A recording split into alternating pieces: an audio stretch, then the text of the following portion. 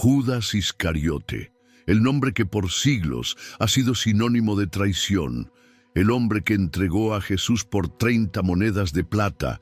Pero, ¿y si esa traición no fue lo que creemos? ¿Y si Judas no fue un villano, sino un instrumento sagrado del destino? En los evangelios su rol es claro: traiciona, se arrepiente y muere. Pero fuera de los textos oficiales existen otros relatos, otros símbolos, versiones ocultas que plantean una verdad incómoda, que Judas no traicionó por codicia, sino por obediencia.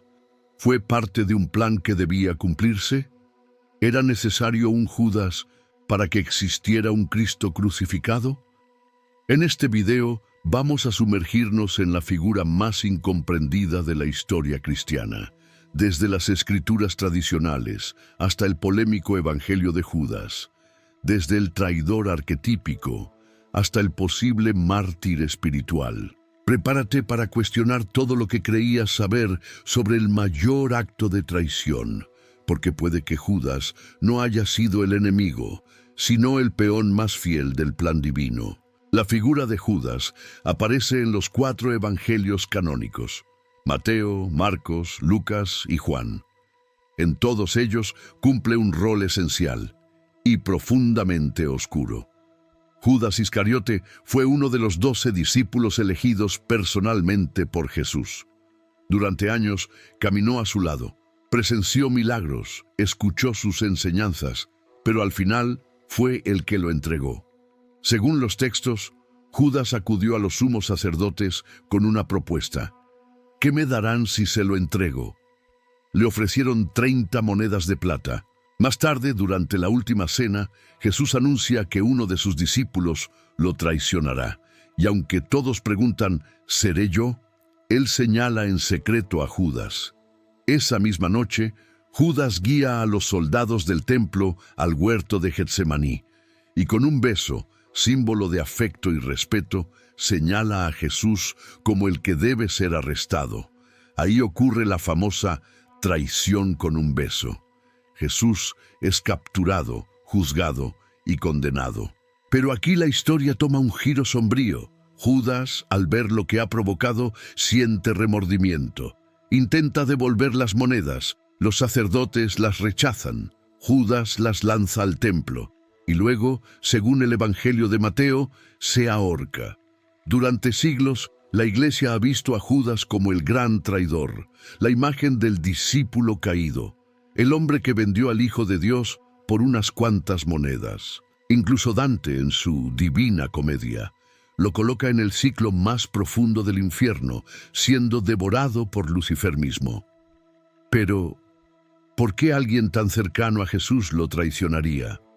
¿Por qué Jesús, sabiendo lo que ocurriría, lo eligió como discípulo? Y aún más inquietante, ¿era necesaria esta traición para que se cumpliera la profecía de redención?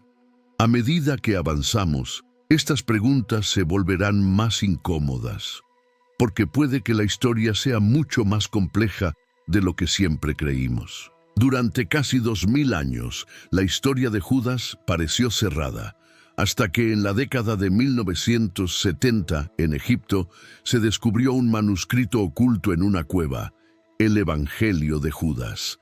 Este texto apócrifo, es decir, no aceptado por la Iglesia como parte de la Biblia oficial, presenta una versión radicalmente distinta, una que cambia todo lo que creías saber sobre Judas Iscariote. En este Evangelio, Judas no es un traidor. Es el discípulo más cercano a Jesús, el único que lo entendía realmente. Y lo más impactante, Jesús le habría pedido a Judas que lo entregara. Sí, no fue traición, fue obediencia. Según este texto, Jesús sabía que su cuerpo debía morir para liberar su espíritu divino, y Judas fue el único con la fortaleza espiritual suficiente para ejecutar ese plan. Mientras los otros discípulos estaban atrapados en lo terrenal, Judas fue quien entendió la verdad oculta. El Evangelio dice que Jesús le dice a Judas: «Tú los superarás a todos, porque tú sacrificarás al hombre que me cubre. Esto no es traición, es un sacrificio, una entrega consciente. Pero claro, esta visión es incómoda, contradice siglos de tradición y nos obliga a replantear la naturaleza del bien, del mal y del papel que cada uno cumple en la historia divina. Este evangelio fue rechazado, ocultado y tachado de herejía. No encajaba con la narrativa oficial de pecado, castigo y redención. Pero, ¿y si fuera verdad? ¿Y si Judas fue el instrumento elegido por Dios para que el sacrificio se cumpliera? La pregunta deja de ser ¿por qué lo hizo? Y pasa a ser ¿era necesario que alguien lo hiciera para que Jesús cumpliera su misión? Y si Jesús lo sabía todo como se enseña, ¿por qué permitió que Judas estuviera con él desde el principio? Quizá Judas no fue un enemigo, quizá fue el único que entendió hasta el final lo que estaba en juego, y cargó con la culpa del mundo entero, en silencio. Judas no solo es un personaje bíblico, es un símbolo, un arquetipo universal, el traidor. Y como todo arquetipo, vive en cada uno de nosotros. Cada cultura tiene su Judas, esa figura que rompe la confianza, que entrega lo sagrado, que parece destruir, pero que también desencadena algo mayor. En la psicología, especialmente la junguiana, el traidor representa la sombra, la parte que no queremos aceptar, pero que es necesaria para nuestra transformación.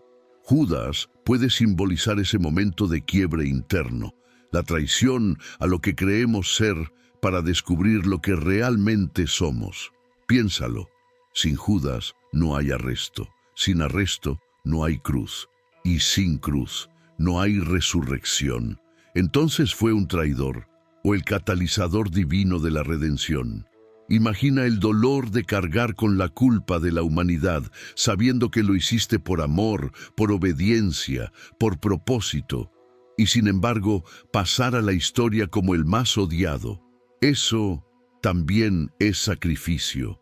Quizá por eso su historia nos duele tanto, porque nos recuerda que no todo es blanco o negro, que el mal a veces también cumple con la voluntad divina. Judas representa el conflicto más profundo del alma humana, la lucha entre la obediencia, el destino y la condena. Él no fue como Pedro, que negó, ni como Tomás, que dudó. Judas actuó, y en esa acción cambió la historia para siempre, pero el precio fue su nombre, su memoria, su alma, según muchos. ¿Y si no fue traición? ¿Y si fue entrega? Judas Iscariote, el nombre que por siglos ha cargado el peso del desprecio, el rechazo, la condena.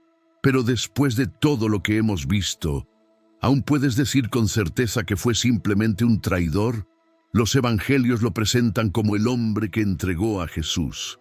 Pero incluso ahí hay silencios, vacíos, momentos en los que todo indica que Jesús sabía exactamente lo que Judas haría.